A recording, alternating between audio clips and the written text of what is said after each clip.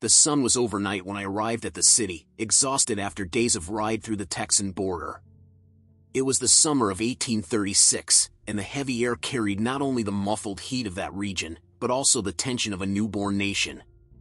As governor of the Republic of Texas, my shoulders sustained an invisible but heavier burden than any campaign backpack I carried in war times. Born in Virginia and created among the Cherokee, I, Sam Houston, learned early in navigating between two worlds.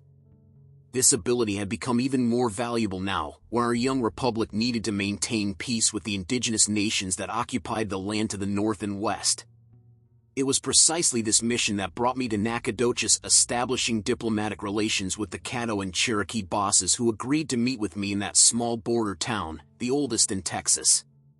The pension where I stay was at the northern end of the city, a two-story wood construction that has seen better days.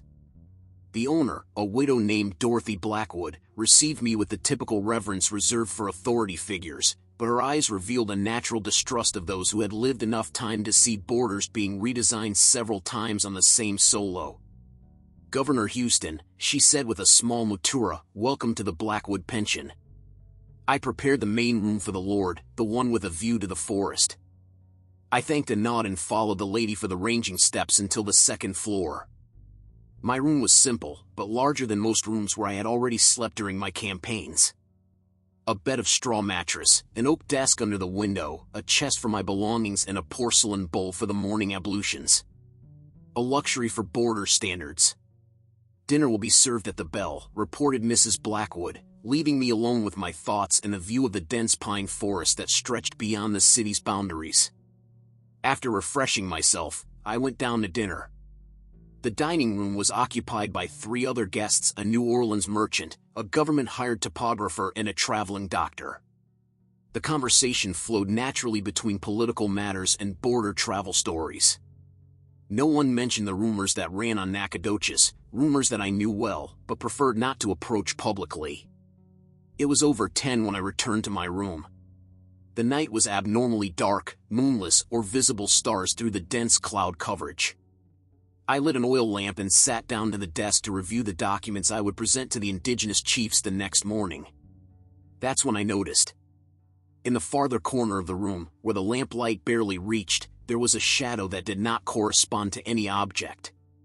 A more dense shadow than the others, almost with their own texture. Instinctively, my hand sought the pistol that always carried, but something stopped me. The shadow had a human shape. Of a woman. "Who is there?" I asked, keeping my voice firm, as I learned to do in countless negotiations and battles. The shadow did not respond, but it seemed to move, not toward me or away, but as if romped in its own place, like smoke in a windless room. "Identify yourself or we'll be forced to call the owner," warned, getting up. "Sam Houston," a voice finally answered, soft like a sigh, but clear. The man between two worlds. The man with two names. I felt a chill that had nothing to do with the room temperature. The voice knew. I knew about my name, Cherokee Kalana the Crow, given to me by Chief Owatika when I lived among his people. "How do you know my indigenous name?" I asked, taking a step toward the shadow. "I know much more than that," the voice answered, and now the shadow seemed more defined, although he couldn't discern features. "I know where you came from and where you go. I know your triumphs in San Jacinto and the trials you will still face as the leader of this territory." My rational mind was looking for explanations. Perhaps it was a native who knew my story, or a Mexican spy trying to destabilize me before the diplomatic meeting. "Show your face," I demanded, taking another step. "I can't," the voice answered, with a note of sadness. "I no longer have a face to show. I'm just what you see, a shadow, an echo of what I went." I approached the lamp, but the more light threw over the figure, the more it seemed to dissolve, just to reappear when the darkness returned. "What do you want from me?" I asked, deciding to temporarily accept that strange situation. "I don't want anything," the shadow answered. "I came to warn you. There is an old curse on these lands, as old as the blood shed by the first Spanish conquerors who stepped here." I backed down to the desk and sat down again. I had met many Cherokee and Comanche shamans who spoke of curses and spirits, and although my white education taught me to discard such beliefs, my years among the natives gave me a broader understanding of the invisible world. What curse would this be? I asked, trying to keep a skeptical tone, although the supernatural presence in front of me challenged any skepticism. The shadow seemed to grow, spreading across the ceiling like a paint stain on a fabric. The curse of betrayed blood, the voice continued, now seeming to come from every corner of the room simultaneously. 3 times this land changed hands, Spanish, Mexican and now Texan. In each transition, promises were broken, blood was spilled, dismal oaths. This is history, not a curse, I argued. Borders change, empires rise and fall. It's not just history when the soil itself absorbs the consequences, the voice has become more urgent. You felt, no? When you walk these lands. Something watches. Something awaits. Something that feeds on hatred and betrayal. In fact, I had felt. During my long lonely horseback riding through the Texas territory, I often had the disturbing feeling of invisible eyes following me, even in the most deserted areas.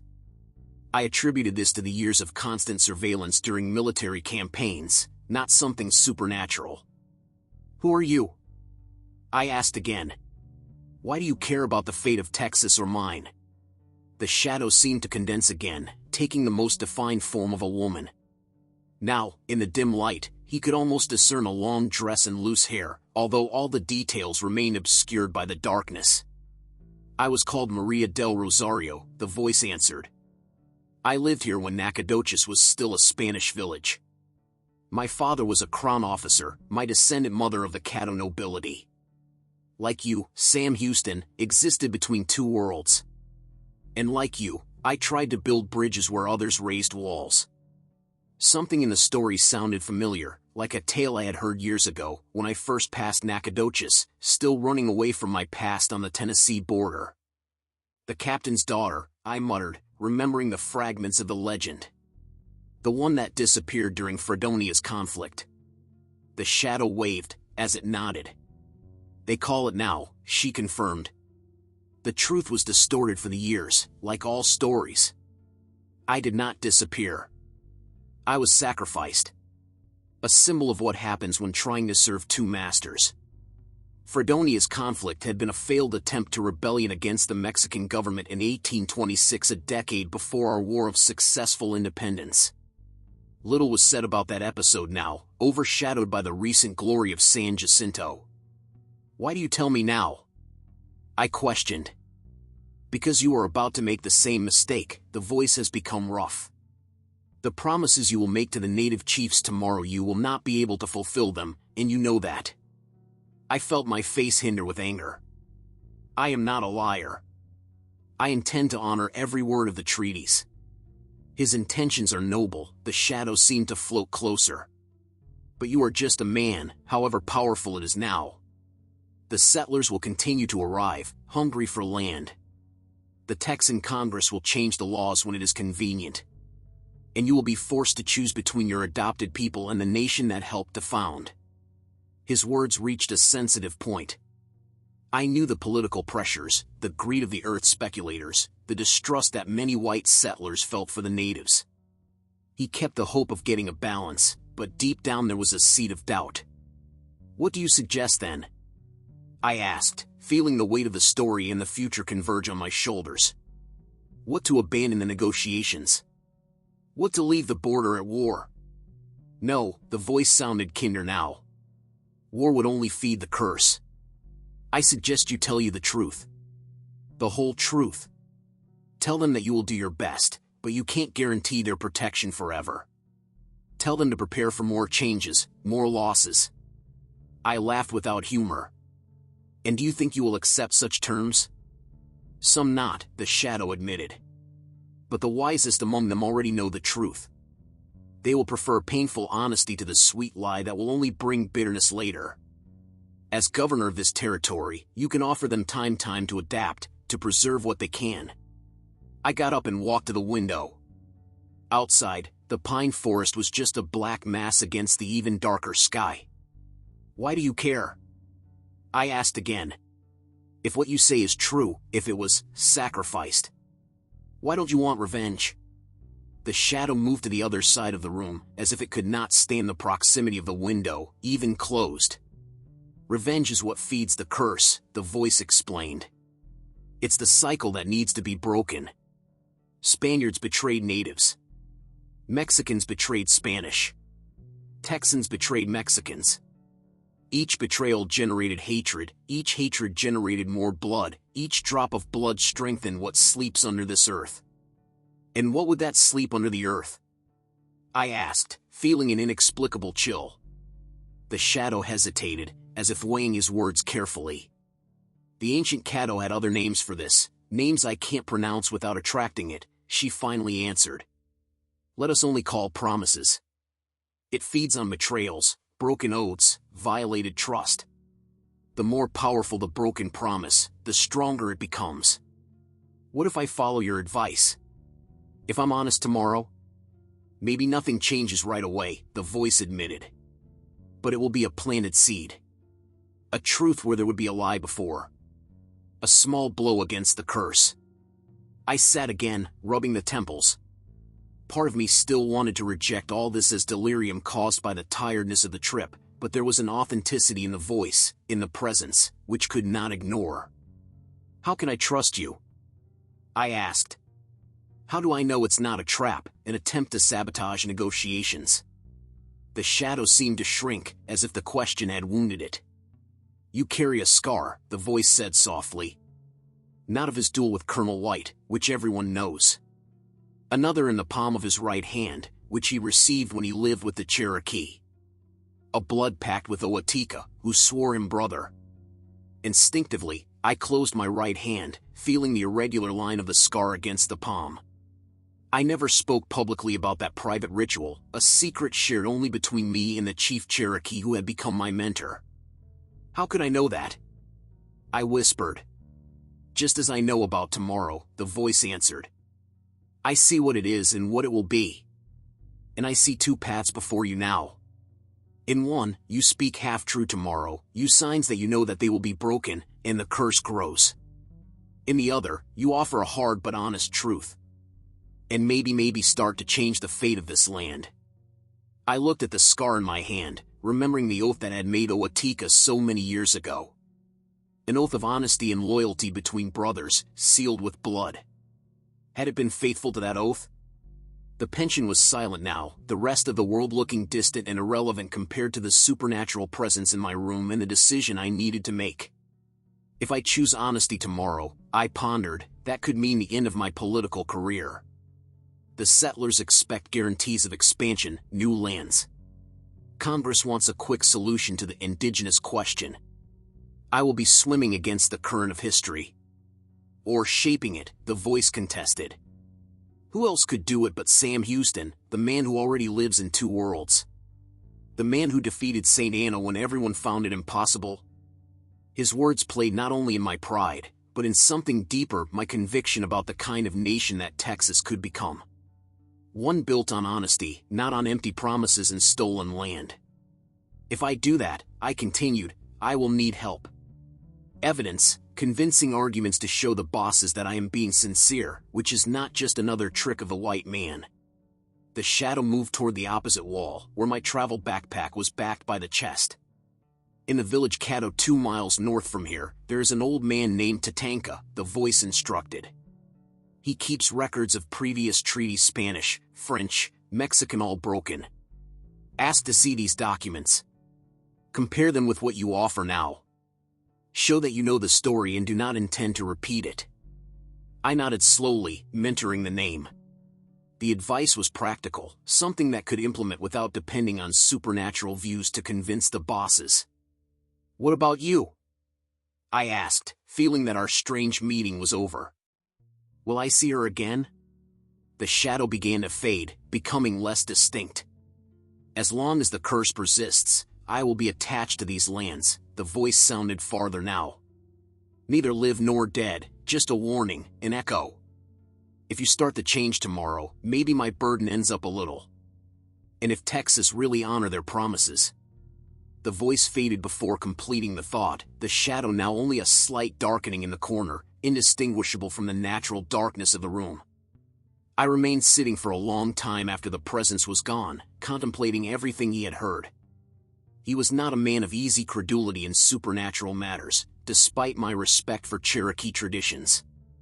But there was truth in the words of the shadow, a truth that I already knew in the back of my soul, even if I tried to ignore it. The treaties they planned to propose tomorrow had intentional flaws, ambiguous clauses that would allow future reinterpretation. They were political documents, not genuine promises. I justified them as necessary, as the best possible circumstances, but I knew they would not survive the pressure of the hungry settlers. Opening my document folder, I started making changes to the trembling light of the lamp. I eliminated the ambiguities, cut the grand promises, replaces them with smaller but feasible commitments. I included an explicit recognition of the challenges that would come from the inexorable pressure of colonization, but also concrete commitments of assistance during the inevitable transition. When the first ray of sun came in the window, I had completely rewritten the treaties. They were not perfect documents, no treaty is ever, but they were honest. He could defend them not only as governor, but as Sam Houston, like Kalane. That morning, when I rode to the meeting place, I took with me not only the new documents, but also a renewed meaning on purpose. The encounter with the shadow wife could have been real or just a vivid dream, but the truth in his words was undeniable. The chiefs received me with the reserved dignity of those who have seen many promises to be made and broken. When I started talking, not with the flowered diplomatic words I had originally prepared, but with the raw honesty that I rediscovered at night, I saw the surprise in his eyes. "I can't promise that your land will be safe forever," he told them directly. "But I can promise that while I go governor, I will fight for any change to be fair, gradual, and respectful. I don't offer illusions, but time to adapt, to preserve what they can." A murmur traced the circle of leaders. Some faces showed distrust, other resignation. But in the eyes of the elder Caddo, which I now recognized as Tatanka, I saw something unexpected, a flash of respect. When the meeting ended, the signed treaty was very different from what I had initially planned. It was modest in its guarantees, but firm in its principles. It was a document that I could defend not only in public, but also in the loneliness of my conscience. Upon returning to the pension, I passed through the dense pine forest surrounding Nacogdoches. The afternoon sun created patterns of light and shadow on the earth path. For a moment, one of these shadows seemed to take the shape of a woman on the roadside. When I blinked, it was gone. Maybe it was just a trick of light between the trees. Or perhaps it was a sign that even in the lands cursed by betrayal, honesty could still pave the way for redemption. Years later, when the challenges that the shadow had previously predicted themselves when the Texan Congress pressed for more aggressive policies against the natives, when the settlers cried out for more lands, I remembered that night in Nacogdoches and the choice it had made.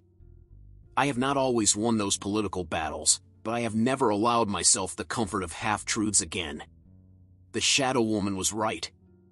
The path of honesty was more arduous, more lonely, and often unpopular. But it was the only way that could ever break the curse that hovered over Texas, the curse of betrayed promises.